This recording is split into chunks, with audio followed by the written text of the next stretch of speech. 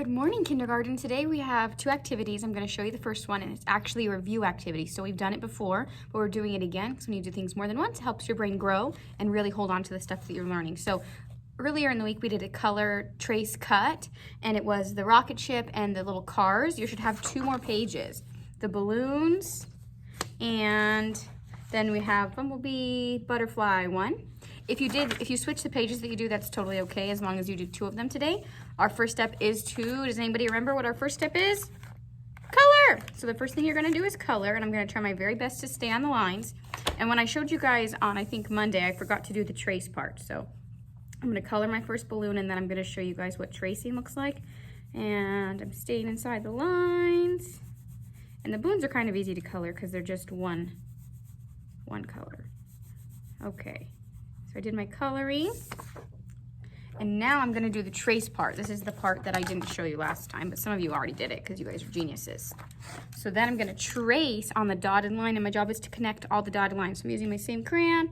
I'm gonna trace on top of it. This is a curvy line, so it's a little bit more of a challenge.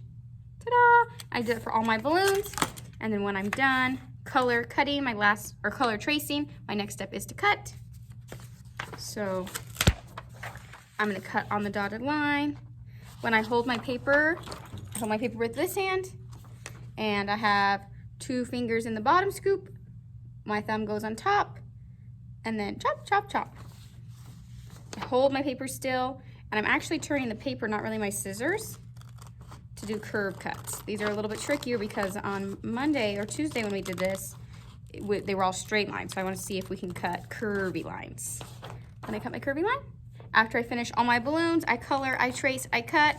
I can do my bug page. Oh, there, we have one more, I think. So it's actually 3 pages today. We have our bug page. I will color my bumblebee and my butterflies in beautifully. I'll trace my dotted line, and then I will cut on the dotted line. And make sure you're following the line, so it should be a zigzag on this one. And then the last page we have today is the crayons. You're gonna color them in whatever color you want. And then it's a little trickier because it starts from a different direction. So you can probably hold your paper like this, trace on the line, and cut. Then take a picture. You can take a picture of all 3 done for me, or you can just take a picture of the top one if they're still stapled. Whatever you want to do, that way I can see your beautiful coloring and how great you're doing practicing with your scissors. Parents, if for some reason you don't have any of those pages, you can just draw them some zigzaggy lines like this on a piece of paper and have them cut it for you, and then maybe they can practice a coloring sheet if you have one at home. It is important that they're practicing the coloring because it helps with their handwriting, so make sure you guys are getting that done for me today. Just turn in a picture of whatever it is that you drew for them. Thanks so much.